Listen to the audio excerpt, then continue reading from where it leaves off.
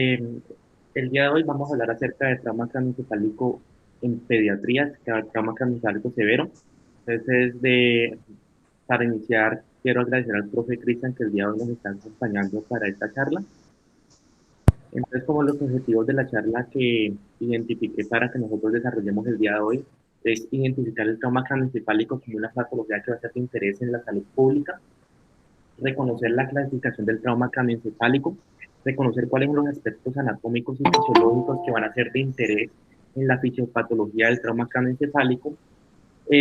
realizar una evaluación primaria y secundaria en el trauma craneoencefálico severo, su manejo y mirar las recomendaciones que existen en las guías para el manejo de estos pacientes con trauma craneoencefálico severo. Entonces, inicialmente, pues debemos reconocer que el trauma continúa siendo una de las principales causas de mortalidad y discapacidad en la infancia, donde en Estados Unidos anualmente se observan alrededor de 10 millones de niños que ingresan a los servicios de urgencias por un antecedente de trauma que va a ser alrededor de uno de cada 6 niños en la población y que los principales problemas que se asocian a una reanimación fallida o resultados adversos en estos pacientes son dificultades para asegurar la vía aérea, para apoyar la ventilación, para reconocer y responder adecuadamente y rápidamente ante hemorragias intraabdominales o intracraneales, donde las lesiones que se asocian a vehículos motorizados van a ser uno de los patrones de lesión más comunes de mortalidad en niños, tanto sea porque el niño esté como pasajero, como peatón o de ciclista. Y seguido a esto observamos muertes por ahogamiento, por incendios domésticos, por homicidios o caídas en orden descendente, donde debemos tener en cuenta que para la población infantil, principalmente los menores de 12 años, el maltrato infantil juega uno de los principales también causas de lesiones y trauma y también de homicidios. Y ya en niños más grandecitos, incluyendo los adolescentes, las lesiones por arma de fuego también van a representar una de las principales causas. Entonces debemos reconocer que entre los mecanismos que tenemos de trauma, observamos tanto cuando estamos el niño como un peatón, ocupante de un vehículo automotor, también observamos los traumas secundarios a caídas de altura o de vehículos de dos ruedas, bicicletas, motos. Y como vemos, existen múltiples patrones de lesiones en estos distintos tipos de mecanismos de injuria, donde hay que tener en cuenta que el trauma craneoencefálico puede ser un común denominador en estos tipos de lesiones, tanto en accidentes de alta velocidad o de una alta altura o caídas de un vehículo de dos ruedas, ya sea con casco, que no posean casco, o cuando estamos como ocupantes de un vehículo automotor que no tengamos la seguridad adecuada en estos vehículos. Cuando estamos definiendo el trauma craneoencefálico, vamos a definirlo como una alteración física o funcional que va a ser producida por fuerzas mecánicas que van a actuar sobre estructuras craneales, encefálicas o meningias, y que esta alteración física o funcional va a producir alteración tanto a nivel anatómico y o funcional, ya sea a nivel motor, sensorial o cognitivo del paciente. Y cuando estamos viendo el mecanismo de trauma, vemos que la injuria primaria del trauma puede ser ya sea por un impacto directo, ya sea por pues un golpe, una contusión sobre una superficie, y esto va a generar un impacto directo sobre una región anatómica del cerebro, y eso es lo que vamos a llamar el sitio de injuria. Pero también hay lesiones que son por no impacto, que ya son por fuerzas de aceleración y desaceleración, que también nos pueden causar lesiones cerebrales. Y para la clasificación del trauma craneoencefálico lo podemos dividir de acuerdo a su severidad o de acuerdo a su morfología. Entonces, de acuerdo a su morfología, lo podemos dividir en fracturas de cráneo, las cuales van a afectar fracturas de la bóveda craneal, que se van a clasificar de acuerdo a su forma, si están deprimidas o no, o que si son abiertas o cerradas. Y secundario, pues tenemos las fracturas de base de cráneo, que se van a asociar a que si hay fuga o no de líquido cefalorraquídeo, o si hay alteración o parálisis del séptimo par craneal. Y por otro lado tenemos las lesiones intracraneales, que pueden ser tanto focales o difusas, pero estas más adelante las mencionaré más a detalle. Y la clasificación que vamos a manejar nosotros en esta charla va a ser de acuerdo a la severidad, donde tenemos un trauma craneoencefálico leve cuando estamos evaluando la escala de Glasgow en el paciente, y esta nos da una puntuación de 13 a 15, moderado de 9 a 12, y pues en el caso de que nos va a competir específicamente, el trauma craneoencefálico severo va a ser definido cuando nosotros estamos evaluando una escala de Glasgow y este va a ser menor de 9, con una oscilación entre 3 y 8.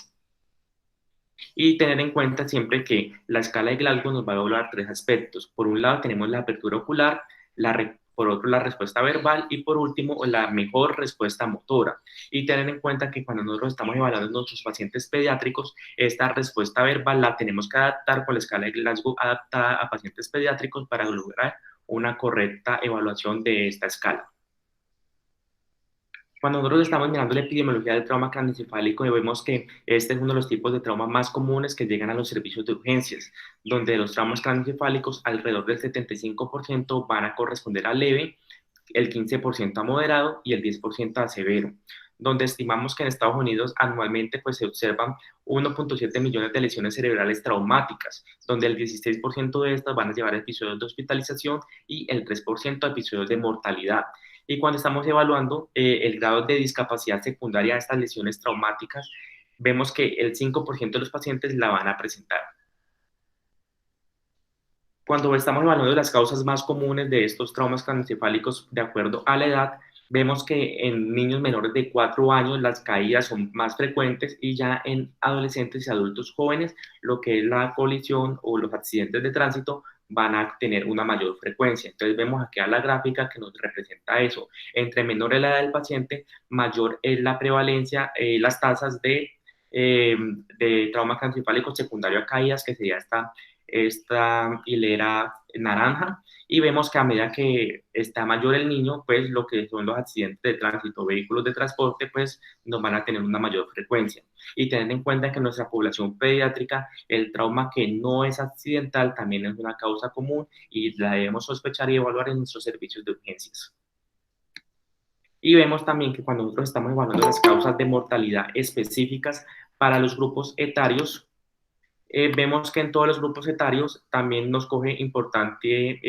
un impacto importante todo lo que son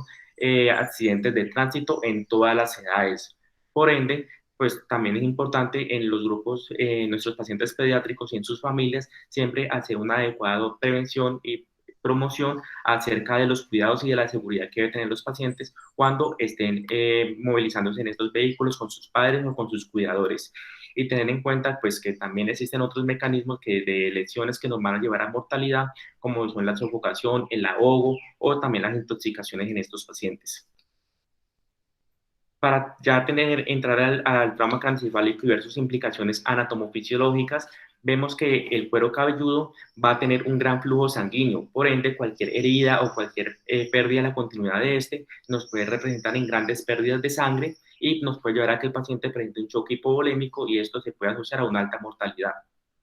Con respecto al cráneo, vemos que el cráneo en su superficie, en su base, va a ser de contornos regulares. Entonces, cuando el paciente se enfrenta a un impacto por aceleración, desaceleración, esto lo hace más frecuente que pueda desarrollar tipos de lesiones o contusiones a este nivel. También vemos que dentro de la clínica que nos pueden presentar el paciente, pues sabemos que los lóbulos cerebrales van a ser encargados de funciones específicas. Entonces, de acuerdo al lóbulo que se ve afectado en el tipo de lesión traumática, podemos alterar funciones sensoriales, motoras, visuales o de memoria, entre otras funciones que existen. También en el tallo cerebral vemos que este se encarga de un estado de alerta y también el centro cardiorrespiratorio, por ende, si hay una alteración a nivel de este, podemos encontrar un paciente que esté en apnea, que requiera soporte ventilatorio. Ver también que si hay problemas de coordinación o de equilibrio, se puede ver afectado el cerebelo, y tener en cuenta también el sistema ventricular, el cual puede tener un aumento de la presión intracraneal por acúmulo de sangre que se acumula en este espacio, y también pueden haber borramiento o desplazamiento de estos ventrículos secundario a una sensación de masa secundaria a lesiones o a lesiones expansivas que se encuentren. Y por último, en la parte anatómica, pues tenemos las meninges, la dura madre, que es la capa más externa, la que le seguiría la aracnoides, y por último la pía madre, que es la que está más adherida, donde vemos que existe importante irrigación y drenaje venoso a nivel de estas capas. Entonces, en la dura madre tenemos ubicación de senos venosos y el seno sagital superior. Entonces, también lesiones masivas lesiones a este nivel nos puede ocasionar hemorragias masivas. También tenemos ya, por ejemplo, en el espacio epidural presencia de arterias meningias, senos durales, y por ende lesiones que afecten estos espacios también se nos pueden asociar a acúmulo de sangre y hematomas y por consiguiente clínica relacionada al sitio donde está ubicada la lesión. Entonces vemos aquí imágenes donde vemos acá en la imagen A un hematoma epidural, donde vemos acá la forma lenticular que estaría entre el cráneo y la dura madre. Aquí tenemos un hematoma subdural que sería entre la dura madre y la subaranoides, donde se tiene una forma cóncava. Y aquí tenemos en la gráfica C y D pacientes con contusiones que se han asociado a hemorragias intraparenquimatosas y en este caso vemos claramente como un desplazamiento de la línea media y por este lado también vemos una hemorragia intraventricular.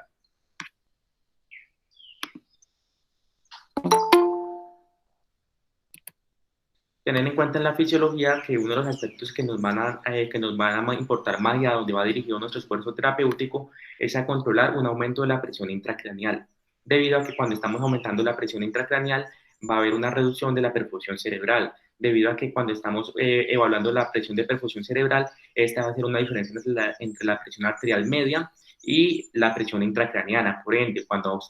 esta está aumentando, pues la presión de perfusión va a estar disminuida. Y cuando estamos disminuyendo esa presión de perfusión cerebral, esto nos puede causar o exacerbar una isquemia cerebral. Por ende, cuando tenemos una presión intracraneal por encima de 20, de forma sostenida y que sea refractaria al manejo médico que nosotros estamos instaurando, esto se va a asociar a un pobre pronóstico. Y debemos tener en cuenta este gráfico en cuanto al aumento de la presión intracraneana, donde existe un método de autorregulación donde ante aumentos de volumen de masa intracraneal no se observa aumento de la presión intracraneal, pero va a existir un punto de descompensación, un punto umbral, donde una vez lo cruzamos se va a observar un aumento rápido y progresivo de la presión intracraneana que nos puede llevar a una herniación transtentorial. Y esto lo explicamos de acuerdo a la doctrina de Monro-Kili, donde encontramos que el volumen total intracraneal debe permanecer constante, debido a que el cráneo es un contenedor rígido y el cual no va a ser expansible. Y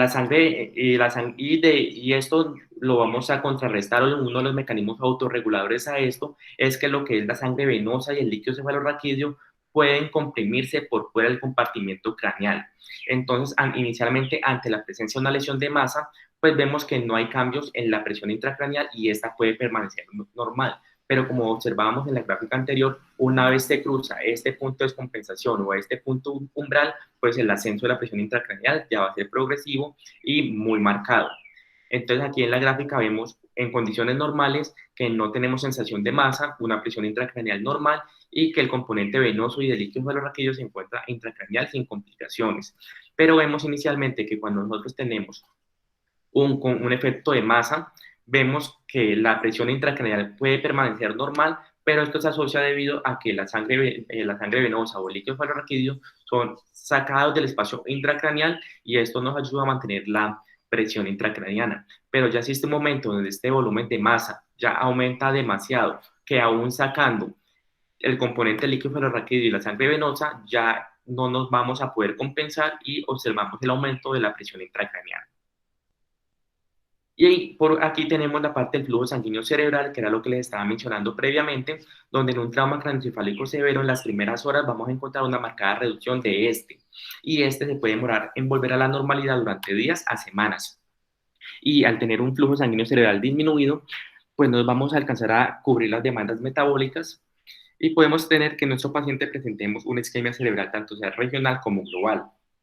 Y esto ya lo habíamos mencionado, donde tenemos la presión de perfusión cerebral, que va a ser una diferencia entre la presión arterial media y la presión intracraneana. Y tener en cuenta que los vasos sanguíneos cerebrales nos van a responder a cambios en la presión arterial media por medio de vasoreceptores o también nos van a responder a cambios en la presión parcial de oxígeno y en la presión parcial de dióxido de carbono, donde vemos que ante hallazgo de hipoxemia o tanto de hipercapnia o hipocapnia, pues estos vasos sanguíneos van a tener una respuesta y esto nos puede también disminuir la presión, el flujo sanguíneo cerebral y por consiguiente llevarnos a isquemia al paciente. Entonces, tener en cuenta que cuando nosotros estamos evaluando un paciente con un trauma craneoencefálico severo, vamos a tener unos objetivos terapéuticos explicados de acuerdo a esto. Por un lado, reducir la presión intracraniana, porque al reducirla, pues estamos aumentando la presión de perfusión cerebral, mantener un adecuado volumen intravascular para mantener una presión arterial media y mantener una oxigenación y una normocapnia adecuados para no tener cambios en los vasos cerebrales, en la vasoconstricción y vasodilatación, y también sostener la presión de perfusión cerebral. Entonces, estos van a ser nuestros 4 ítems terapéuticos y nuestros objetivos en estos pacientes con trauma craneoencefálico. De distinguir que los pacientes pediátricos van a tener unas diferencias anatómicas y fisiológicas. Entonces, tenemos que los pacientes van a tener una cabeza que es más prominente, al igual que la frente, y vemos que esta cabeza va a ser más pesada en relación con el resto del cuerpo. El occipucio también va a ser más prominente, tenemos unos huesos faciales más pequeños, donde el cráneo va a ser más compresible. Entonces, ante fuerzas cinéticas mayores, puede presentarse que no encontremos fracturas, y en lactantes donde tengamos fontanelas abiertas y suturas abiertas, pues esto va a ser un mecanismo de defensa para aumentos de la presión intracraniana. También tenemos que estos van a tener una mayor plasticidad neuronal que nos van a contribuir a un mejor pronóstico neurológico. Tenemos que el cerebro va a duplicar su tamaño a los 6 meses de vida y va a alcanzar el 80% del tamaño de los adultos a los 2 años de edad, y va a ser mayor contenido de agua y va a tener un menor grado de mielinización.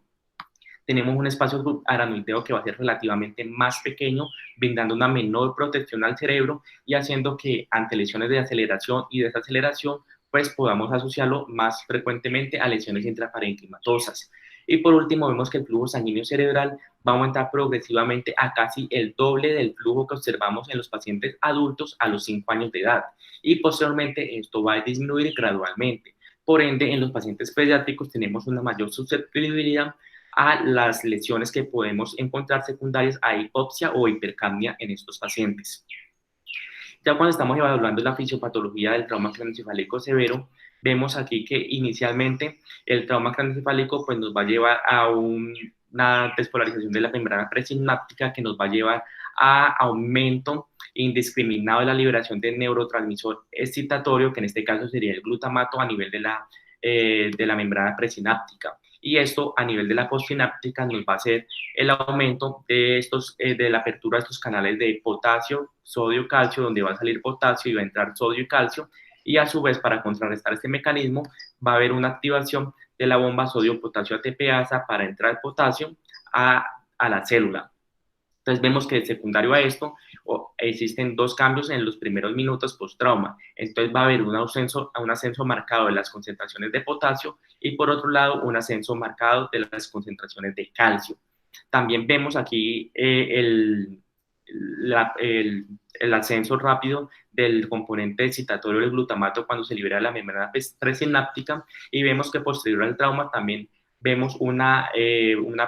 flujo sanguíneo cerebral que se va a encontrar disminuido, y vemos que de los cambios que más van a perdurar durante días, incluso semanas, va a ser estas concentraciones plasmáticas de calcio aumentadas y este flujo sanguíneo cerebral disminuido en comparación con su estado basal en condiciones normales.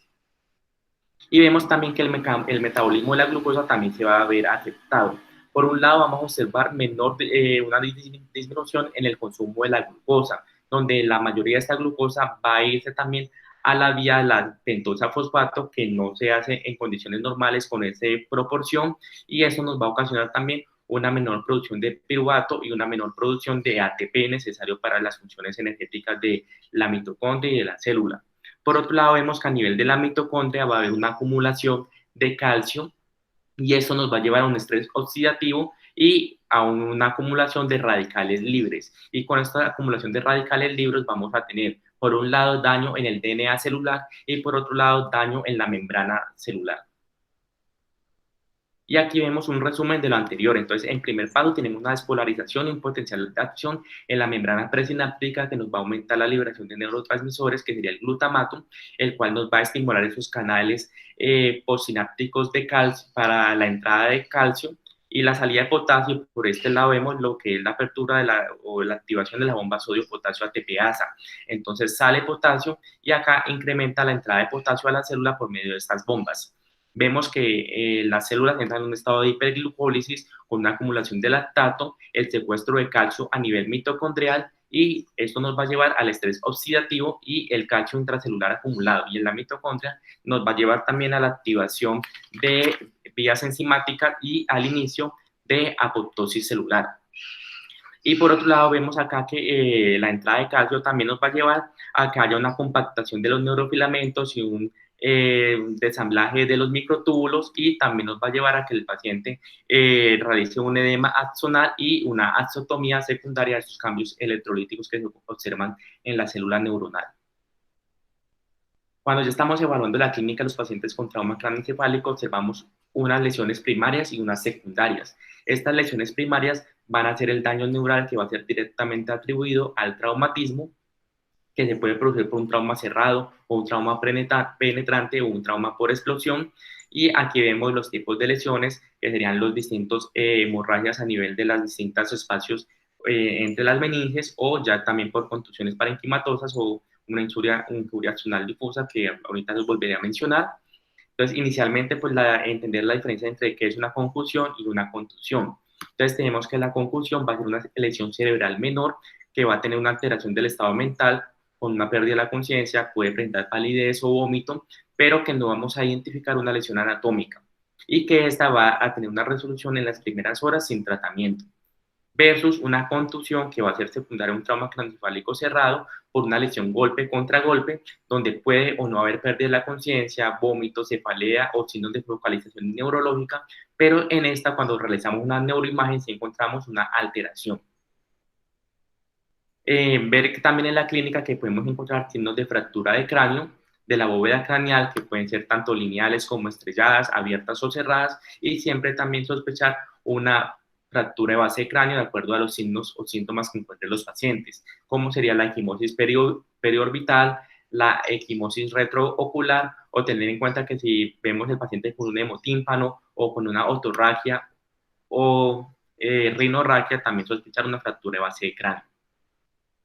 Y tenemos lesiones cerebrales difusas, como una conmoción cerebral leve, que va a ser un trastorno neurológico transitorio que no es focal y que a menudo va a incluir una pérdida de la conciencia. También podemos tener secundario lesiones hipóxico-isquémicas que sean graves, o una lesión axonal difusa. Y entre las lesiones cerebrales focales tenemos acá el hematoma epidural, que se va a presentar en el 0.5% de los pacientes con una injuria cerebral, y en el 9% de los pacientes que entran en el estado de coma, que este va a tener una forma lenticular o biconvexa, que va a ser más frecuente en lo que es zona temporal o temporoparietal, y que puede ser secundario a una alteración o a una ruptura de la arteria meningia media, a senos venosos, a una fractura de cráneo. Tenemos el hematoma subdural, que va a ocurrir en el 30% de los pacientes con un trauma craneoencefálico severo, y va a tener una forma cóncava, y puede haber lesión parenquimatosa concomitante a este hematoma subdural. Y tenemos contusiones y hemorragias intracerebrales, donde se va a presentar en el 20 a 30% de los pacientes con lesiones cerebrales graves, que va a afectar principalmente al lóbulo frontal y temporal, y generalmente los pacientes con contusiones posteriormente, en un periodo de horas o días, pueden evolucionar con la presencia de un hematoma intracerebral y que ocasione un efecto de masa y desplazamiento de la línea media, como lo vemos en este caso en la figura D. Encontramos también lesiones secundarias, que estas son las lesiones que se van a implicar a una progresión de una isquemia cerebral y muerte neuronal por otras afecciones clínicas, entre las cuales encontramos pacientes con hipoxia, con hipotensión, por esta toxicidad mediada por neurotransmisores, por el aumento de los radicales libres, pacientes con hipocapnia o hipercapnia. Esta hipertermia también nos va a perjudicar, pacientes con hipoglicemia o con el aumento de la presión intracraneana. Entonces, no va a ser consecuencias del impacto directo, sino de la parte fisiopatológica que pueden encontrar en estos pacientes, y que encontrar alguno de estos indicadores, como la hipoxia o hipotensión en estos pacientes, pueden ser predictores de mortalidad en los pacientes con trauma craneoencefálico severo. Y tener en cuenta que las lesiones primarias y secundarias ambas pueden coexistir en el mismo momento en los pacientes.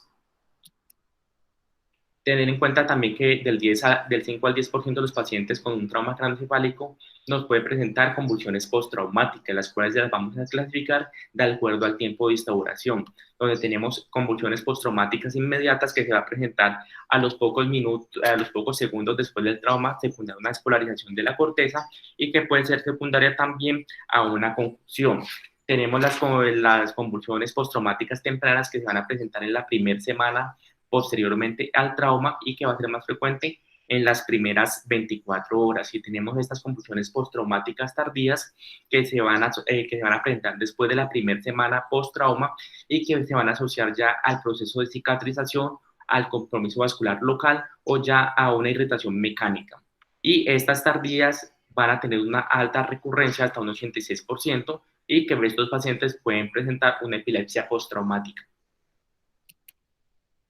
Cuando ya estamos mirando las diferencias clínicas en los pacientes pediátricos, vemos que los pacientes pediátricos van a tener un mejor pronóstico cuando los comparamos con los pacientes adultos y vamos a tener un peor pronóstico en los menores de 3 años cuando los comparamos con mayores de 3 años. Y que los niños van a ser más susceptibles a efectos de lesión cerebral secundaria, principalmente a lo que es la hipoxia y la hipovolemia. Tener en cuenta que los lactantes con fontanelas abiertas o con suturas móviles van a tener una mayor tolerancia ante lesiones expansivas cerebrales. Por eso, estos en fases iniciales podemos encontrar que se pueden presentar asintomáticos o con síntomas menores. Tener en cuenta siempre que veamos un paciente con vómitos persistentes, sospechar una elevación de la presión intracraniana y que los pacientes pediátricos van a tener una mayor frecuencia de edema e inflamación cerebral versus lesiones expansivas. Entonces, ya cuando estamos ya enfatizándonos en el trauma craneoencefálico severo, este va a ser el 10% de los pacientes con trauma craneoencefálico, nos va a llevar a un mayor riesgo de mortalidad. Lo importante en estos pacientes es realizar un diagnóstico y un tratamiento oportuno y considerar la necesidad prioritaria de la realización de la neuroimagen. Entonces, aquí tenemos que la definición, pues como lo habíamos mencionado inicialmente, pues vamos a tener un paciente con una pérdida de la conciencia, con un Glasgow menor a 9, y dentro de la evaluación y manejo primario, entonces siempre debemos hacer el ABCDE, realizar una evaluación primaria y secundaria del paciente, considerar la indicación quirúrgica de ser necesario y instaurar de acuerdo a las metas que nosotros nos propongamos y objetivos terapéuticos en el paciente, pues la terapia.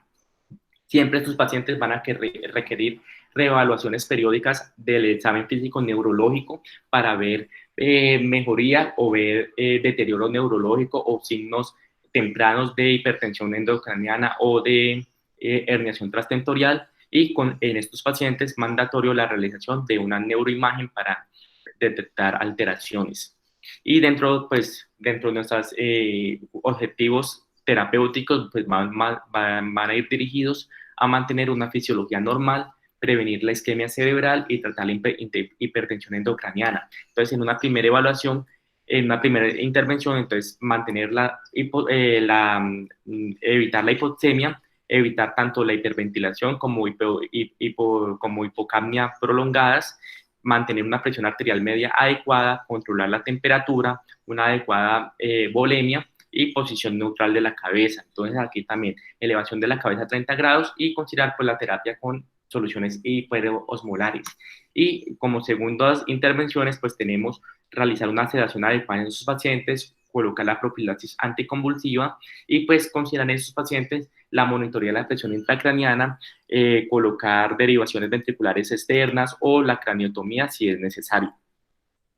Entonces, dentro de la evaluación primaria y la reanimación, entonces la lesión cerebral se puede ver afectada por insultos secundarios, en donde tenemos que la tasa de mortalidad de los pacientes con trauma craneoencefálico concomitante con hipotensión es el doble. Y si nosotros asociamos trauma craneoencefálico severo con hipotensión y con hipoxia, este riesgo de mortalidad va a aumentar al 75%. Entonces, por eso es importante nosotros en nuestros pacientes siempre buscar una estabilidad cardiopulmonar para disminuir la morbimortalidad y mejorar el pronóstico del paciente. Donde tenemos acá que nuestras prioridades, entonces, en nuestro paciente va a ir dirigido a la evaluación del ABCD de la reanimación, normalizar pues la estabilidad clínica de los pacientes y realizar la escala de Glasgow para su clasificación y realizar su seguimiento. Y ante hallazgos de hipotensión o hipovolemia, pues nosotros debemos buscar causas, considerar que el paciente requiere expansores de volumen, glóbulos rojos, sangre total, y pues en caso de que nosotros veamos en la evolución del paciente evidencias de un aumento de la presión intracraniana progresiva o de un deterioro neurológico, considerar la necesidad de realización de neuroimagen de control o considerar medidas quirúrgicas para pronóstico del paciente. Entonces, dentro de la evaluación primaria, pues tenemos en el lado de la A, pues tenemos nuestra vía aérea permeable y que estos pacientes van a requerir una intubación orotraqueal temprana, y por otro lado, pues tenemos también lo que es el control de la columna cervical. En el lado del B, pues estos pacientes deben ser ventilados con oxígeno al 100% inicialmente, y pues posteriormente a eso poder regular la PO2 de acuerdo a las cifras de oximetría, buscando una presión parcial de dióxido de carbono alrededor de 35 milímetros de mercurio, donde pues la hiperventilación, como más adelante lo mencionaré específicamente, pues sí, una hiperventilación para llegar a cifras de 32 milímetros de mercurio, pues va a ser considerada, pero ante signos de deterioro neurológico agudo o de herniación transtentorial. En la C, debemos mantener una adecuada eubolemia, evitar los líquidos hipotónicos, y ante estados hipovolémicos o pérdidas masivas de sangre, buscar las causas y buscar el origen. Realizar nuestra evaluación neurológica con la escala de Glasgow, mirar la respuesta pupilar y mirar si el paciente está presentando déficits neurológicos focales. Y por último tenemos la exposición. Aquí tenemos los criterios para realizar una completa inmovilización de la columna cervical. Entonces, pacientes que tengan un Glasgow menor de 15, con cervicalgia, parestesia en las extremidades, un déficit neurológico focal o cualquier otra sospecha clínica de una lesión de la columna cervical. Entonces, estos pacientes nos van a requerir una inmovilización de esta. Y tener en cuenta que dentro del examen neurológico nosotros debemos buscar signos tempranos de herniación inminente. Pacientes que se asocien con hipertensión, con bradicardia y patrón de respiración anormal, pues tenemos aquí la triada de Cushing, que se asocia con aumentos de la presión intracraniana. Pacientes con posturas anormales de decorticación, de descerebración o respuesta al dolor ausente. Pacientes que estén realizando una hemiparesia o que en la evaluación pupilar estas se encuentren desiguales, fijas o midriáticas. Y dentro también del examen neurológico importante, nosotros hacer el seguimiento de unos exámenes neurológicos seriados para mirar y encontrar signos tempranos de deterioro. Entonces vemos que el paciente puede ir progresando inicialmente con una cefalea que se va a asociar con la alteración del estado de conciencia. Posteriormente vemos una dilatación ipsilateral de la pupila con parálisis del tercer par craneal, con una postura de celebración que puede progresar a una hemiparesia, y ya luego vamos a encontrar que la dilatación no va a ser ipsilateral, sino ya va a ser también de ambas pupilas, afectando la contralateral. Vemos acá ya la TEA de Cushing, la alteración en la respiración, la bradicardia y la hipertensión, y por último, pues el desenlace final de sus pacientes va a ser el paro cardiorrespiratorio. Y ya tenemos la evaluación secundaria, donde, como lo he recalcado, siempre una evaluación neurológica seriada para siempre encontrar signos tempranos de deterioro neurológico. Y por otro lado, completar nuestra evaluación sample. Entonces tenemos la evaluación de las alergias, medicamentos, los antecedentes médicos del paciente, la última ingesta y cómo fueron los eventos previos a la emergencia o al trauma que se presentó, para conocer la cinética del trauma y el impacto y la energía del impacto. Ya aquí mirando las recomendaciones que nos ofrece la Fundación de Trauma Craneoencefálico, pues tenemos que, con respecto a la monitoría de la presión intracraniana, entonces aquí vamos a encontrar todas las recomendaciones de aquí en adelante de nivel 1 a nivel 3, donde el nivel 1 es el que mejor evidencia tiene y el mejor calidad de evidencia tiene, y el nivel 3 es el que tiene más baja calidad de evidencia. Entonces tenemos que, con respecto a la monitoría de presión intracraniana con un nivel de evidencia 3, vemos que se considera un monitoreo de esta.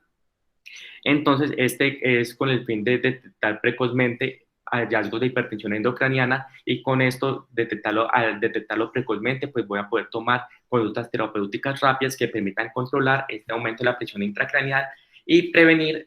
hallazgos de hipoperfusión cerebral que me puedan llevar a una isquemia. Y con esto, pues puedo mejorar la supervivencia y pronóstico de los pacientes. Por otro lado, tenemos el neuromonitoreo, que con nivel 3 pues se considera realizar un neuromonitoreo para mirar la oxigenación del tejido cerebral, y si este se realiza, pues el ideal o el objetivo es mantener esta oxigenación del tejido cerebral por encima de 10 milímetros de mercurio. Esto también nivel 3, y esto con el fin de nosotros estar realizando una evaluación de la función cerebrovascular y metabólica de los pacientes. Y pues con esto, pues de acuerdo a lo que encontremos, pues determinar conductas particulares en estos. Y consideramos que si no se le puede ofrecer un tratamiento adicional o particular a estos pacientes, o que si el tratamiento particular que yo voy a ofrecer no me va a mejorar el pronóstico ni los resultados en los pacientes, pues el neuromonitoreo no va a ser tan recomendado, debido a que no me va a generar ningún beneficio. Y considerar que este neuromonitoreo va a ser indicado en pacientes con muerte encefálica o pacientes que estén realizando una coagulopatía. Tenemos la neuroimagen, que lo ideal es que todo paciente debe realizar un TAC de cráneo lo antes posible a su llegada al servicio de urgencias una vez se realice la estabilización hemodinámica del paciente, y que estos pacientes pueden requerir una evaluación repetida en, en casos de cambios en el estado clínico o de deterioro neurológico.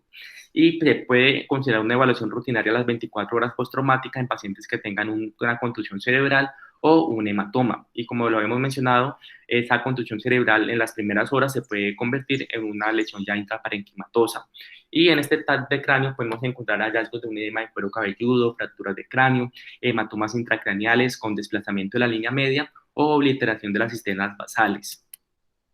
Entonces vemos que existen unas clasificaciones, unas estrategias para la consideración de a qué pacientes le voy a realizar un trauma cráneoencefálico. Entonces tenemos aquí la primera, que es el algoritmo para la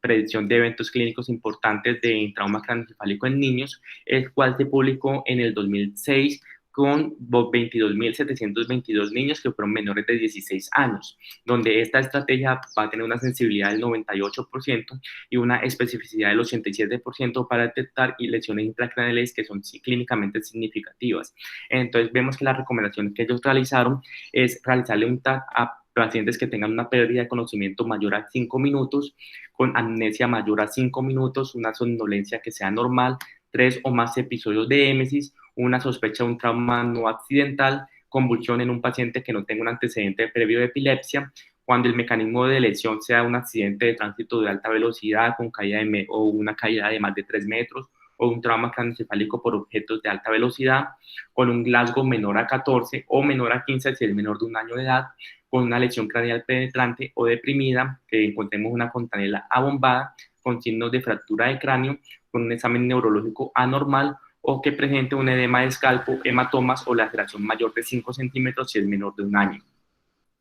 La segunda estrategia es la evaluación canadiense para la toma de tomografía en pacientes con trauma craneoencefálico, el cual se publicó en el año 2010, que incluyó 3.866 niños menores de 17 años. Este nos dividió los pacientes en grupos de riesgo. Tenemos el grupo de alto riesgo, pacientes con Glasgow menor de 15 a las 2 horas post-trauma craneoencefálico, con una sospecha de una fractura abierta o deprimida del cráneo, con una cefalea progresiva en intensidad y que se asocia a irritabilidad. Entonces, en estos pacientes, para la detección y determinación de una conducta quirúrgica, tenemos una sensibilidad del 100% y una especificidad del 70%. Y tenemos el grupo de mediano riesgo, que son pacientes con signos de fractura de base de cráneo, con un hematoma de cuero cabelludo grande, o que tenga mecanismos de alto impacto, de alta energía cinética, donde para lesiones, para identificar lesiones cerebrales visibles que están en el TAC, tenemos una sensibilidad del 98% y una especificidad del 50%. Y por último tenemos la estrategia del PECARM, que es la investigación aplicada para los servicios de emergencias pediátricos, en donde fue publicado en el año 2009 con 42.412 pacientes menores de 18 años, y esta estrategia nos va a ver los pacientes de menores de 2 años y menores de 2 años. Y el objetivo de estos pacientes es considerar qué pacientes no van a requerir el TAC de cráneo en su evaluación. Entonces tenemos que en los primeros criterios tenemos que el TAC de cráneo va a ser recomendado si va a cumplir alguna de las siguientes características. Entonces, un Glasgow de 14 o menos, con otros signos de la alteración del estado mental, y en el caso de los menores de 2 años, con una fractura de cráneo que sea palpable, y en los mayores con signos de fractura de base de cráneo. Entonces, si el paciente no presenta ninguno de estos signos, pues el TAC de cráneo versus un periodo de observación clínica va a ser recomendado si en el caso de los menores de 2 años tenemos hallazgos de un hematoma de escalpo que no sea frontal, con historia de pérdida de la conciencia mayor a 5 segundos o más, con un mecanismo de injuria severo, o que el comportamiento sea anormal. Y en los mayores de 2 años tenemos la historia de la pérdida de la conciencia, historia de vómitos, un mecanismo de trauma severo o una cefalea intensa. Y tenemos que si no se cumplen ninguno de esos criterios anteriores mencionados, pues el TAC de cráneo no va a ser recomendado en estos pacientes. Entonces tenemos que para el grupo menor de 2 años de edad vamos a tener que esta estrategia tiene una sensibilidad del 100% para trauma craneoencefálico significativo y un valor predictivo del 100% si no cumple ninguno de estos criterios. Y en los grupos de los mayores de 2 años de edad tenemos una sensibilidad del 96,8% para el trauma craneoencefálico significativo y un valor predictivo negativo del 99,5% si no se cumplía ninguno de estos criterios mencionados. Entonces, cuando estamos evaluando las 3 escalas, vemos que las 3 escalas son altamente sensibles, donde vemos que este PECAR, el último, tiene una ligera ventaja sobre el Chalice y el CAS, y el uso de cualquiera de estas estrategias va a ser razonable, donde pues los estudios nos van a favorecer el uso del PECAR por su mayor sensibilidad y especificidad y con su menor tasa de fallas. Y por otro lado, pues tenemos las recomendaciones de cuándo nosotros repetir una neuroimagen. Entonces, con nivel 3 de evidencia, pues no se considera necesario repetir o repetir la neuroimagen a menos de que yo vea que el paciente presente un deterioro neurológico, que se esté sospechando una presión intracraneana que esté en constante ascenso, que el examen neurológico no es evaluable o que el paciente no presente una mejoría. Y vemos que este TAC de cráneo va a ayudar a la detección rápida de lesiones intracraneales, signos de efecto de masa o de edema cerebral en el 64 a 75% de los pacientes con trauma craneoencefálico severo. Con respecto al umbral de la presión intracraneana, nosotros tenemos como meta tener una presión intracraneana por debajo de 20, de 20 milímetros de mercurio, con un nivel de evidencia de 3, donde vemos que pacientes que presenten esta elevación por encima de 20 y que sea refractaria al tratamiento y sostenida, pues esto nos va a llevar a secuelas y hallazgos de hipopsia o hipoperfusión cerebral. Con respecto al umbral de la presión de perfusión cerebral, pues tenemos que la presión de perfusión cerebral mínima que se recomienda con nivel de 3 de evidencia es de mínimo 40 milímetros de mercurio,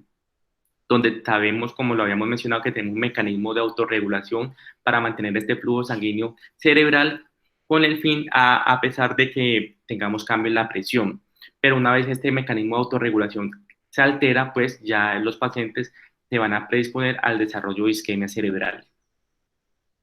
Ya con respecto a la terapia, pues tenemos por un lado el manejo hídrico, que el objetivo es mantener la euvolemia, ya sea por expansores de volumen como líquidos endovenosos, como sangre o productos sanguíneos, el lactato de Ringer o la solución salina normal, y siempre con evitar los trastornos hidroelectrolíticos, por considerar que la hiponatremia pues, se puede asociar a edema cerebral en estos pacientes. Y por aquí, por este lado, tenemos la hiperventilación. Tenemos que el objetivo inicial pues, para el manejo de los pacientes va a ser mantener una presión parcial de dióxido de carbono en normocapnia con una de 35 como meta. Y debemos tener en cuenta que cuando nosotros llevamos al paciente a una hipocapnia por hiperventilación, pues este paciente va a tener una vasoconstricción cerebral severa y esto nos va a alterar la perfusión cerebral, y al alterarnos la perfusión cerebral pues se va a ver alterada o va a tener el paciente riesgo de hacer una isquemia cerebral. Y por otro lado, si tenemos una hipercapnia, pues va a haber una vasodilatación cerebral y esto nos va a llevar al aumento de la presión intracraneana. Entonces, por eso es que preferimos la normocapnia en los pacientes con trauma craneoencefálico. Pero entonces, tener en cuenta que podemos llevar a los pacientes a una hiperventilación o que podemos considerar que estos pacientes van a requerir una hiperventilación, aquellos pacientes que tengan un deterioro neurológico marcado y que tengan signos inminentes de una herniación transtentorial. Entonces, en estos pacientes se podría considerar la realización de hiperventilación para contrarrestar estos efectos. Y tener en cuenta que la hiperventilación pues nos puede ayudar a una reducción de la presión intracraneana que va a ser secundaria a esa vasoconstricción cerebral inducida por la hipocapnia, pero que cuando nosotros estamos haciendo esta vasoconstricción cerebral, pues también estamos haciendo una reducción del volumen y del flujo sanguíneo cerebral. Y esto es lo que nos va a llevar a una hipoperfusión e isquemia. Por eso debemos considerarla muy bien y de acuerdo al estado clínico del paciente. Y por eso mismo, siempre lo ideal es tener a nuestros pacientes una normocapnia con una presión parcial entre 35 y 45. Aquí vemos los efectos de la hiperventilación, entonces tenemos que con la hiperventilación vamos a llevar a que los pacientes presenten unos niveles bajos de dióxido de carbono, que esto nos va a llevar a que el líquido cefalorraquídeo esté con alcalosis, que esto nos va a aumentar, por un lado, la excitabilidad neuronal por neurotransmisor de excitatorio, el glutamato. Entonces esto va a ser una neurotoxicidad por el mecanismo fisiopatológico, y por otro lado, en los vasos sanguíneos vamos a llevar una vasoconstricción, que nos va a disminuir el flujo sanguíneo cerebral y nos va a disminuir el volumen sanguíneo cerebral, y esto es lo que nos va a llevar a un riesgo de isquemia. También vemos aquí que la entrega de oxígeno va a estar disminuida, y por otro lado se va a ver incrementado el consumo de oxígeno. Entonces aquí va a haber un déficit de oxígeno. Y por otro lado, cuando nosotros estamos contrarrestando y estamos haciendo el mecanismo regulatorio para contrarrestar esta alcalosis y llevar a un pH normal, pues estos pacientes, cuando ya tenemos una presión parcial de dióxido de carbono normal, pues va a llevar una vasodilatación cerebral, y esto también puede ser dañino porque nos puede llevar a injurias por repercusión sanguínea. Ya con respecto a las soluciones hiperosmolares, tenemos el manitol, el cual nos puede ayudar a la reducción de la presión intracraneana elevada. No se recomienda usarlo en pacientes que estén hipotensos, porque no nos va a llevar a una reducción de esta presión intracraneana, y también nos va a actuar como un potente diurético osmótico. Entonces nos puede contribuir a la hipotensión y hipovolemia en los pacientes. Y se recomienda su aplicación en pacientes con deterioro neurológico agudo a dosis de 1 gramo por kilo durante 5 minutos. Y por otro lado tenemos la solución salina hipertónica, usada también con el fin de la reducción de la presión intracraneana, y que esta puede variar entre concentración del 3 al 23,4%. Esta diferencia del manitol no va a actuar como agente diurético, se puede usar en pacientes hipotensos, y no va a haber diferencias significativas entre el uso del manitol y la solución salina hipertónica. Entonces vemos aquí en las recomendaciones de la terapia hiperosmolar, con un nivel 2 de evidencia, que se puede usar esos bolos de solución salina hipertónica al 3% en pacientes que presentan una hipertensión endocraniana, de 2 a 5 mililitros por kilo, para pasarlo de 10 a 20 minutos. Y que con nivel de 3 de evidencia podemos tener que para el control de esta hipertensión endocraniana podemos tener infusiones continuas de esa solución salina hipertónica al 3%, con dosis de 0,1 a 1 mililitro kilo por peso corporal, pues por hora, con el fin de mantener una presión intracránea por debajo de 20 milímetros de mercurio. Y que cuando estos pacientes tienen una presión intracránea que sea refractaria al manejo, pues podemos considerar la administración de bolos de la solución salina hipertónica del 23,4% a dosis de 0,5 mililitros por kilo, con un máximo de 30 mililitros. Tener en cuenta que el uso de estas soluciones salinas hipertónicas mayor a 72 horas en estos pacientes que tengan múltiple terapia para la disminución de la presión intracraneana, pues nos puede llevar también a trastornos hidroelectrolíticos. Entonces, con los ascensos marcados de sodio que nos llevan a una hipernatremia, pues podemos entrar a otras complicaciones como trombocitopenia o anemias, y también nos puede llevar a que el paciente nos desarrolle una trombosis venosa profunda.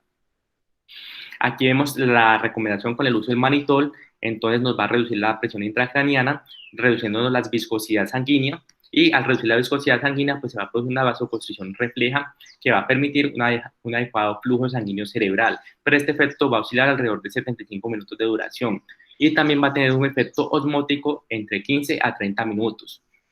Se ve que aproximadamente el efecto total del manitol cuando lo administramos a los pacientes va a ser de aproximadamente 6 horas. Una de las desventajas es que el manitol se puede acumular en sitios de lesión cerebral, que va a producir un efecto inverso cuando se usa por tiempos prolongados, y también a nivel renal nos puede producir un riesgo de necrosis tubular renal y insuficiencia renal. Y por otro lado, la solución salina hipertónica va a tener efectos similares a los del manitol, con una restauración del potencial de membrana y del volumen celular. Pero también tenemos efectos secundarios, que nos puede producir un efecto de rebote o aumento de la presión intracraneana cuando se suspende, nos puede llevar a una mielolisis pontina, también nos puede alterar la función renal, hemorragia subarachnoidea, una acidosis hiperclorémica o un aumento de las pérdidas de sodio y agua en la orina.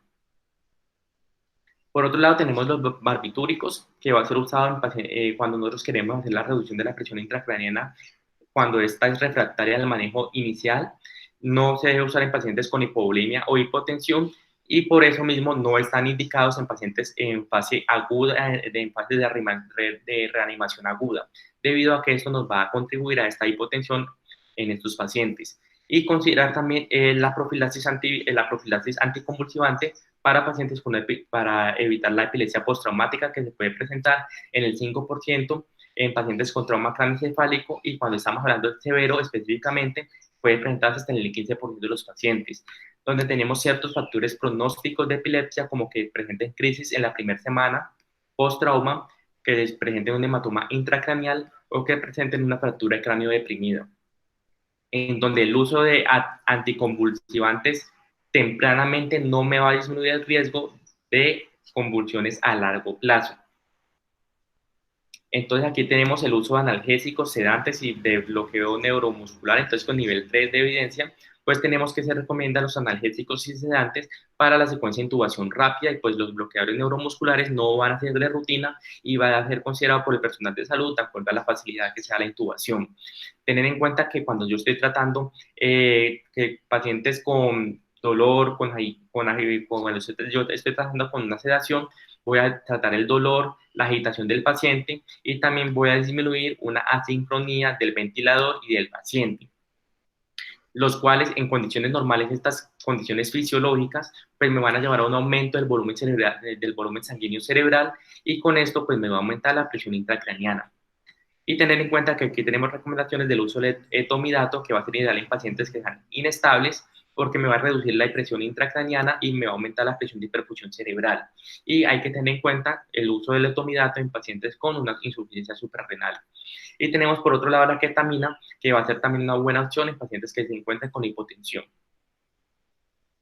Con respecto a la profilaxis ya anticonvulsiva, pues las recomendaciones nos van a, con un nivel 3 de evidencia, nos recomienda iniciarla para reducir la ocurrencia de convulsiones postraumáticas tempranas, donde tenemos que factores de riesgo que nos van a contribuir a estas, va a ser el sitio donde se ubique la lesión, si presenta una contusión cerebral, si presenta fragmentos retenidos de hueso o metal intracraneales, fractura deprimida, pacientes con déficits neurológicos focales, con pérdida de la conciencia, de acuerdo a la severidad de la lesión, que presenten una amnesia postraumática prolongada, con hematomas, con lesión penetrante o de acuerdo a la edad.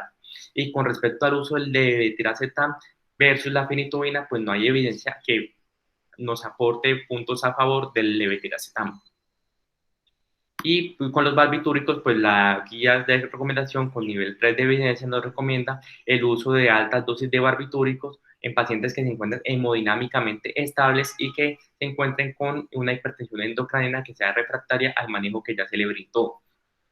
Entonces, con estos barbitúricos vamos a disminuir demandas metabólicas y vamos a alterar el tono vascular cerebral. Entonces, vamos a redistribuir el flujo sanguíneo, vamos a aumentar la oxigenación cerebral, y vamos a disminuir el volumen y el flujo sanguíneo cerebral, llevando a una disminución de la presión intracraneana. Tener en cuenta que este va a ser una recomendación a usar en pacientes donde el tratamiento de primer línea no ha sido efectivo, y tener en cuenta que este se usa en pacientes hemodinámicamente estables, porque nos va a tener efectos cardiorrespiratorios que nos puede llevar a un síndrome de bajo gasto cardíaco, y por consiguiente nos va a disminuir la presión de perfusión cerebral y nos puede llevar a una hipoxia. Donde los barbitúricos, pues el que más se usa en la población pediátrica es el pentobarbital. Aquí tenemos las recomendaciones de los medicamentos y pues de las dosis que recomienda el ATLS en los pacientes pediátricos, pero estas ya más o menos se las había mencionado previamente en los anteriores ítems. Tenemos también por el lado del control de la temperatura y la hipotermia, que con nivel 2 de evidencia, que no se recomienda la hipotermia sobre la normotemia para mejorar los resultados, pero hay que tener en cuenta que en algunos pacientes la puedo considerar llevar a una hipotermia moderada de 32 a 33 grados centígrados, con el fin de que cuando estoy llevando a un paciente a hipotermia, disminuyo las demandas metabólicas, tengo un impacto sobre la inflamación, la producción de reactantes de fase, la producción de radicales libres de oxígeno, la neurotoxicidad, también voy a disminuir la muerte celular y también las convulsiones en este estadio. Y siempre evitar la hipertermia en los pacientes, porque esto nos va a llevar a peor pronóstico, a un aumento de las demandas metabólicas y a mayor riesgo de una isquemia cerebral. Y tener en cuenta también que cuando nosotros ya después de hacer el tratamiento con la hipotermia, en caso de que lo haya considerado, y voy a empezar el periodo de recalentamiento, pues este debe ser llevado lentamente con periodos de 0.5 a 1 grado centígrado cada 12 a 24 horas para evitar complicaciones. Con respecto a la nutrición, Con nivel 2 de evidencia, pues no se recomiendan dietas inmunomoduladoras, y con nivel 3 se recomienda el inicio temprano de la nutrición enteral en las primeras 72 horas versus un inicio de nutrición parenteral, porque esto nos va a disminuir la mortalidad y nos va a mejorar los resultados a largo plazo. Y con el uso de corticosteroides, con nivel 3 de evidencia también no se sugiere el uso de corticosteroides para reducir la presión intracraneana, donde pues las bases fisiológicas del uso de corticosteroides es porque nos puede restaurar la permeabilidad vascular, inhibir la angiogénesis, disminuir la producción de edema y los radicales libres de oxígeno.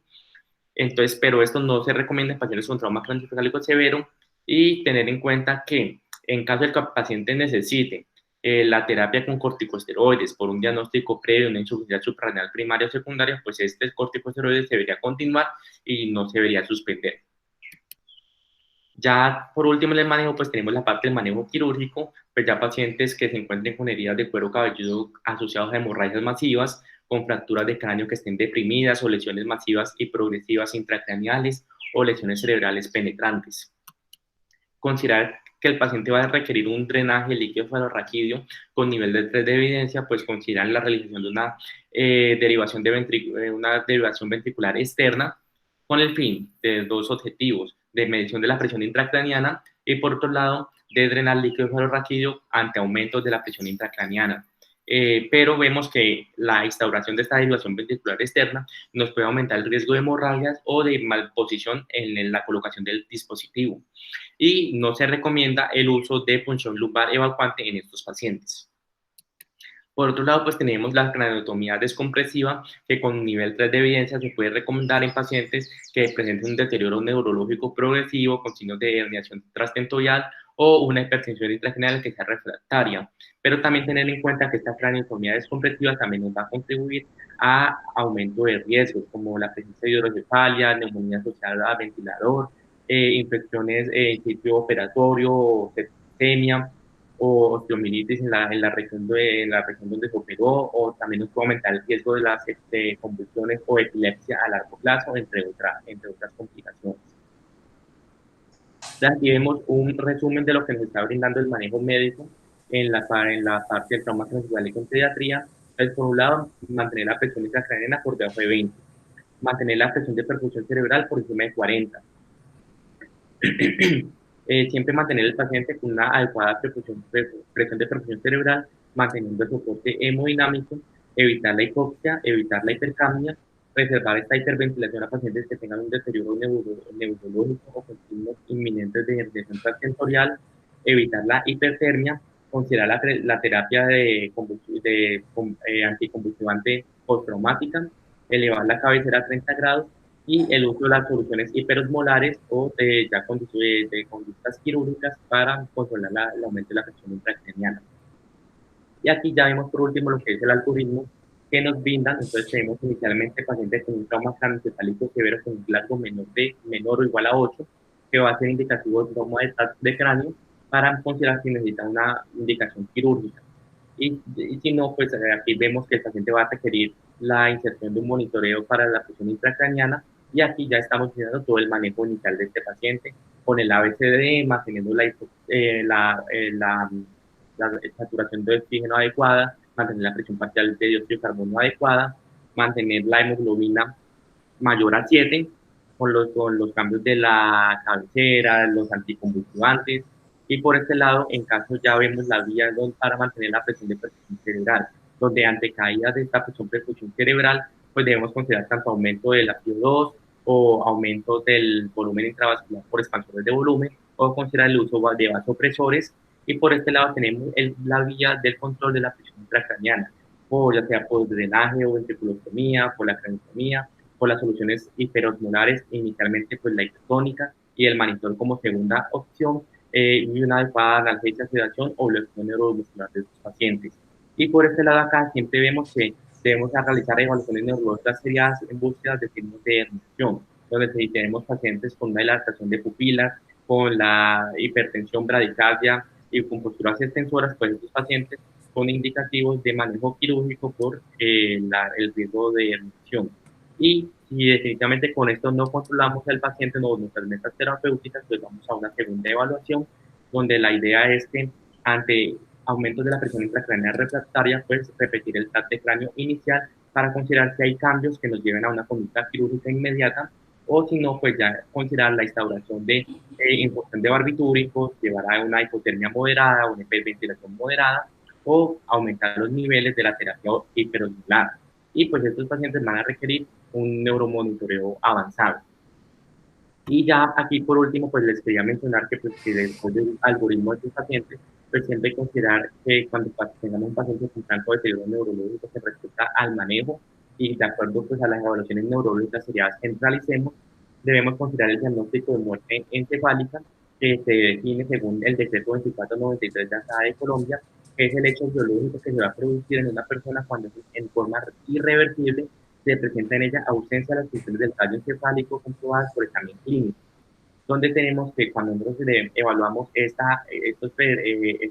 condiciones de muerte encefálica, debemos tener unos prerequisitos. Que el paciente, en el paciente evitar la hipotensión, la hipotermia, los trastornos metabólicos, y está con la... Daniel, pienso que debemos de dejar ahí porque este tema de muerte encefálica creo y considero que usted lo deben de revisar con profundidad y probablemente pues si lo pasamos muy rápidamente no quedan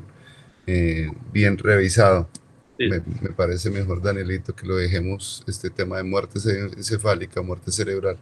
para una próxima revisión, aprovechar el tiempo que nos queda para contar con el doctor Olmer, que todavía está con nosotros, el doctor Cristian, que tuvo la gentileza de acompañarnos para revisar este tema tan interesante, tan apasionante y es tan complejo como es el manejo del trauma encefálico severo. Doctor Cristian, doctor Olmer, no sé, les doy la palabra para que ustedes nos den sus opiniones para al finalizar yo doy las opiniones mías. Bueno, pues no sé, a veces uno en traumas encefálico severo siempre hay o a veces intento ser preciso un poquito en las recomendaciones, sobre todo en el manejo de la vía aérea, lo que es importante, la estrategia de inducción de secuencia rápida, que uno debe prevenir y siempre controlar lo que es la perfusión cerebral. Entonces uno utilizaría una estrategia que implicaría el uso de lidocaína como premedicamento, midazolam, etomidato y un relajante neuromuscular tipo rocuronio. La succinilcolina en esta indicación pues podría, como es un relajante despolarizante, aumentar ligeramente la presión intracraneal. Por eso no es la primera elección. Después viene la terapia hiperosmolar. Dentro de la terapia hiperosmolar uno cuenta con solución salina hipertónica y manitol, teniendo como una ligera ventaja la salina hipertónica, y la pregunta que uno se hace es cómo. Entonces, la solución salina hipertónica se pasa a un bolo de 5 a 10 cc por kilo y se continúa una infusión continua de 1 a 2 cc kilo hora hasta tener un sodio entre 155 y 160. Cuando ya se tiene ese objetivo de sodio, uno para la terapia o la solución salina hipertónica y continuaría con líquidos isotónicos. Manejo de analgésica, evitar la hipoglicemia, evitar la fiebre, como estrategias para evitar mayor lesión cerebral. En cuanto a la medición de presión intracraneal, pues siempre es clara, siempre uno, pues porque eso te va a enfocar hacia qué conducta tomar, indicaciones, un rasgo menor de 8, y si está entre 8 y 15, a consideración del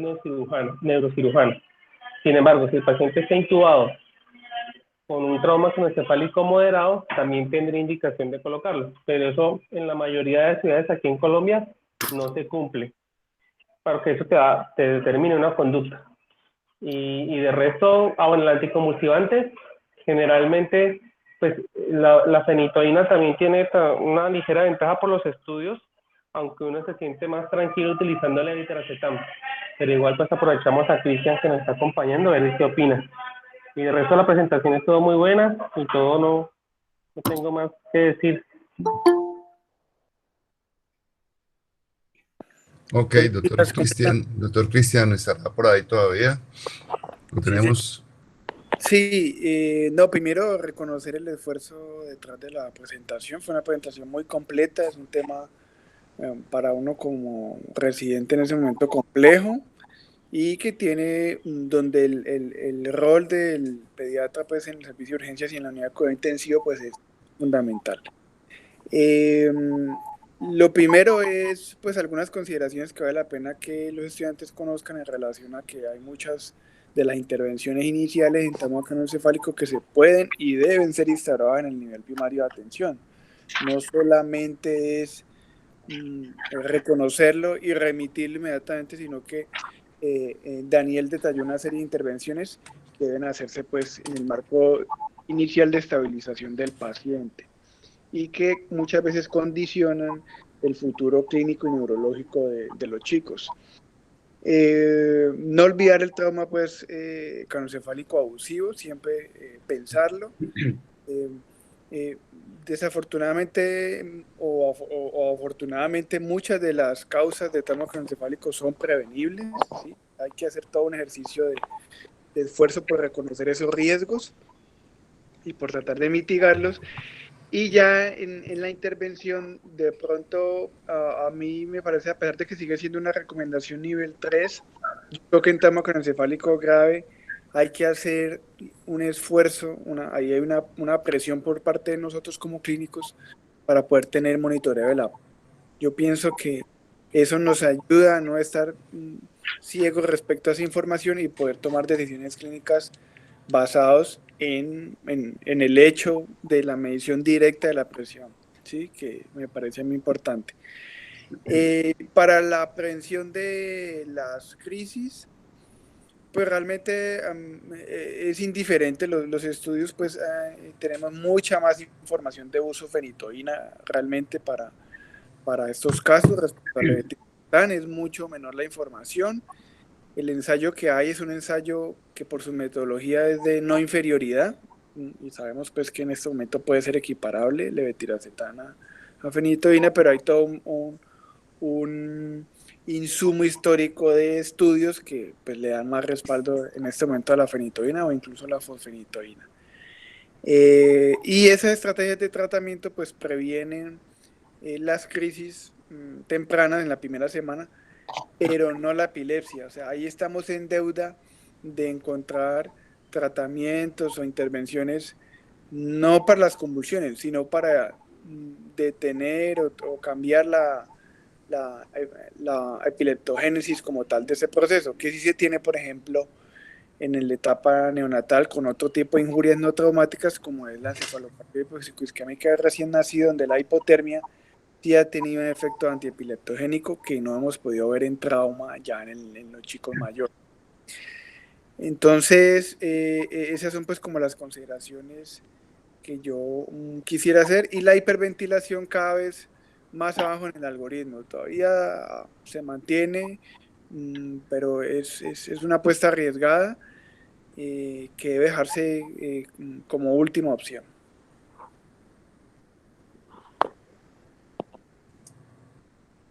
Gracias, profe. Cristian, muchas gracias, muy amable por habernos acompañado. Danielito, regáleme la diapositiva anterior a esta, hágame el favor y perdone. A ver, muy bien, Daniel, o sea, el doctor Cedeño ha sido una magnífica revisión, muy completa, muy actualizada. Es un tema complejo, como lo dijo el doctor Cristian y Olmer y Daniel. El trauma craneoencefálico severo, pues lamentablemente tiene, la gran mayoría de las veces, un muy mal pronóstico. Y por eso es fundamental tratar de prevenir cualquier tipo de trauma y cualquier tipo de lesión de causa externa en los niños. Y por eso es fundamental la educación y la prevención de los traumas, porque pues ya instaurados, pues las complicaciones son las estamos expuestos a intervenir en los servicios de urgencia o de cuidado intensivo. Eso es por un lado clave, es prevención nunca está por demás. A mí me preocupa mucho pensar que únicamente el trauma craneoencefálico, la definición de trauma craneoencefálico severo es cuando el paciente tenga un Glasgow por debajo de 8. Yo sería mucho más ambicioso y diría, no sé si Cristian está de acuerdo, que un paciente con un trauma craneoencefálico leve o moderado, que rápidamente su Glasgow comienza a deteriorarse en muy poco tiempo y que vaya perdiendo score de Glasgow, se tiene que considerar y se debe considerar como un trauma encefálico severo. Y no esperar a que el paciente llegue a 8 pues, para catalogarlo y empezar a hacer todas las intervenciones adecuadas. Y por eso es fundamental para todos es la adecuada monitoría de los pacientes con trauma encefálico. Una adecuada monitoría que tiene que arrancar desde el nivel primario, como decía el doctor Cristian, ¿cierto? Garantizando lo que es fundamental y que Daniel lo dijo, ¿cierto? Tratando de garantizar siempre la estabilidad hemodinámica, garantizando que el paciente no esté hipóxico, ¿sí? Y con eso tenemos que tener una vía aérea permeable, una adecuada ventilación, que no esté lleno de secreciones. Y por eso es fundamental que R1, R2, R3 vayan concatenando todo lo que han venido revisando en su formación, porque es fundamental el manejo de la vía aérea en esos pacientes ya con trauma para que ese paciente no sufra hipoxia y esa hipoxia pues lleve a deteriorar el paciente con un trauma ya instaurado. Yo quería detenerme un poquitico en esta diapositiva, Cristian y Olmer, no sé si está todavía por ahí, y estudiantes, residentes, es porque para mí es muy frustrante, para mí como intensivista y como docente de la universidad es muy frustrante, porque si yo les preguntara a ustedes cómo la adecuada monitoría de un paciente cardiovascular, todos ustedes me dirían, pues, se le pone una monitoría, se le pone una monitoría de EKG, se le pone una línea arterial, se le toma la presión arterial, ¿sí? Se le pone un pulsosímetro para evaluar la oxigenación. Pero el trauma encefálico para mí ha sido una frustración durante muchos años, muchísimos años, muchos de ustedes ni siquiera probablemente habían nacido, porque desde que hemos estado haciendo cuidado intensivo en el Hospital Universitario del Valle, ese primer punto que ustedes están viendo en esta diapositiva no lo hemos podido lograr. Y no sé si lo han logrado, pues yo hace rato ya no estoy en la UCI pediátrica del hospital. Olmer estuvo hasta hace no hace mucho. Y el doctor Cristian lo debe haber vivido de pronto probablemente ya, y lo debe haber comparado pues Valle con Antioquia. Y lo he comparado yo con otras escuelas, es poder tener una adecuada monitoría de la presión intracraniana. Eso es lo que quiero yo hablar. Porque si yo desde el punto de vista cardiovascular monitorizo adecuadamente es a través de unos parámetros constantes, fidedignos, segundo a segundo, minuto a minuto, hora a hora, cuando yo estoy manejando un paciente con un trauma encefálico severo, no tener una monitoría de presión intracraneana no me va a permitir manejar adecuadamente un paciente. Y el no permitir y no tener una presión intracraneana, una monitoría de presión intracraneana me va a llevar a qué? Pues a que juegue con los signos clínicos que me mentirá el doctor Cristian, pues son más tardíos, son mucho más tardíos para poder nosotros asegurar o garantizar de que le estamos dando una buena, adecuada presión de perfusión cerebral. O sea, garantizar de que el paciente tenga por lo menos 50, 55, dependiendo de la edad, 60 milímetros de mercurio de presión de perfusión cerebral para garantizar la oxigenación. Porque nosotros como pediatras, como área de urgencias o de cuidado intensivo, tenemos que garantizar es de que tratarlos y que ese paciente no quede neurológicamente comprometido. ¿Sí? Que ese paciente no quede con un compromiso neurológico que vaya a ser una carga para la sociedad. Entonces, para mí es muy frustrante, como les digo, y tenemos que trabajar entre todos y las nuevas generaciones. Yo veo que hay bastantes estudiantes, es tratar de cambiar las realidades que en nuestro país se dan por X o Y circunstancias que a diferencia de acá, en el resto del mundo, todo el mundo monitoriza trauma craneoencefálico con presión intracraniana. Nosotros en el hospital universitario no lo hemos podido lograr. Y eso es una frustración mía. Fundamental, ya lo dijo el doctor, ¿cierto? Y es esto, evitar hipoxia, evitar hipercambia, evitar hipertermia. Yo soy de la escuela y soy fanático del tema de la hipotermia controlada durante 48 horas en estos pacientes con trauma encefálico, con una adecuada monitoría también de la presión, de la temperatura, ¿sí? A través de termómetros esofágicos o vesicales que los hay en los servicios. pero en general, pues, el pronóstico y el resultado de un trauma encefálico severo va a depender, obviamente, de lo que hagamos desde la fase inicial, como le dijo el doctor Cristian, desde la fase inicial allá en los niveles primarios, desde el manejo por los paramédicos.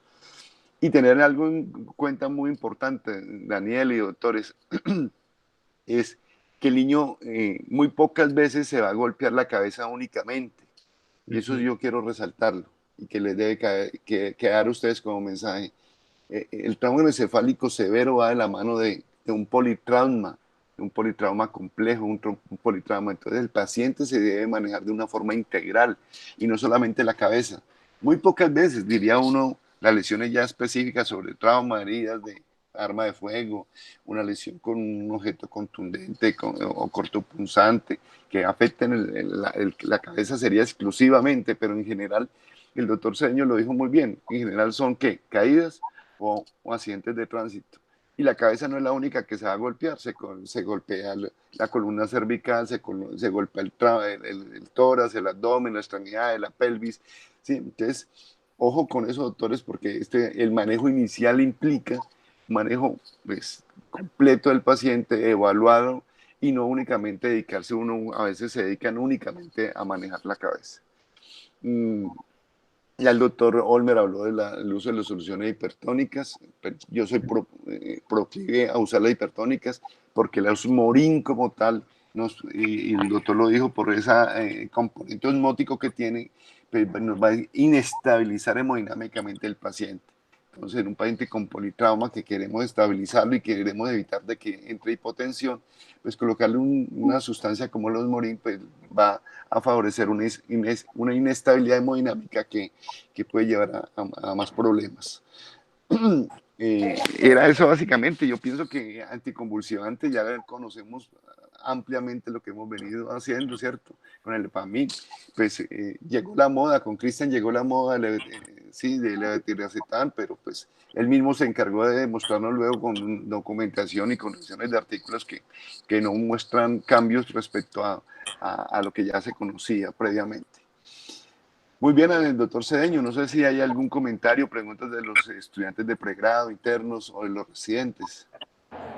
Jairo, le habla aprovechando Jaime que Roa. está el doctor Cristian acá, que nos Daniel. puede ayudar Hablando el doctor Roa. a complementar. Bueno, ya parece que Cristian ya lo perdimos también. Por ahí está hablando el doctor Roa. Voy en orden, perdónenme. Yo pido respetuoso y cariñosamente que hagamos presentaciones de 45 minutos para que haya un tiempo, porque es que en esta presentación ya llevamos hora y casi 20 minutos. Entonces, pues los que tenemos que recibir quedamos desconectados. Bueno, aló, ¿sí? Sí, don, se escucha. Bueno, mire, la verdad es que si Jairo está traumatizado, pues peor estoy yo, que llevo muchos años acá y no lo hago en sentido de referencial ni mucho menos, pero la atención de trauma en general, llámese leve, moderado o severo, es muy mala, pésima en el servicio de urgencias. En nuestro servicio de urgencias, parece que estos marcos teóricos se nos vuelve eso, marcos teóricos. Entonces, yo invitaría a reflexionar en la intervención del buen cuidado del paciente con trauma craneano, de que se inicia desde una buena calificación. Sí, la calificación Glasgow es un marco de referencia, no es lo único, y ahí se debe tener en cuenta los factores o criterios asociados, así utilice la escala que sea. Entonces, nosotros iniciamos en que el paciente, si solamente lo clasificamos Glasgow, no tenemos en cuenta otros elementos como la cinemática, la altura, otras lesiones. Y esto es trascendental desde el buen manejo, la oxigenación, la perfusión. Y me perdí las presentaciones de los docentes y especialmente del doctor Rojas, oí en parte la del doctor Alarcón. Yo estoy completamente de acuerdo con usted, pero realmente la falla se inicia acá en urgencias, desde acá. No hay una sensibilidad y una dedicación como debe ser. Mire, Jairo, hay cosas que dan tristeza. Va a ver, ¿y cómo estaban las pupilas? Y si no, ¿cómo está el Glasgow, el curso en las últimas 6 horas, de las 12 de la noche a las 7 de la mañana? No. La presión arterial, no. El gasto urinario, respuestas que asombran. No ha querido orinar, no se ha querido despertar, y cosas que uno queda así literalmente aterrorizado. No le pongo trascendencia tampoco, pero sí lo que quiero es que entre todos mejoremos acá en el servicio y que estas buenas revisiones, hasta lo que yo di, me gustó la revisión, pero que la pongamos. Por ejemplo, tengo residente en trama, pero no lo he visto. Ya le quedan 2 semanas nomás. Entonces, yo creo que hay cosas que entre todos podemos mejorar y la mejor atención comienza acá en el servicio de urgencias. Es básicamente eso. Parezco un viejito regañando, pero es que a diario, créame, Jairo, que es el descuidado, no el buen cuidado, el descuidado se inicia acá en urgencias. Muchas gracias.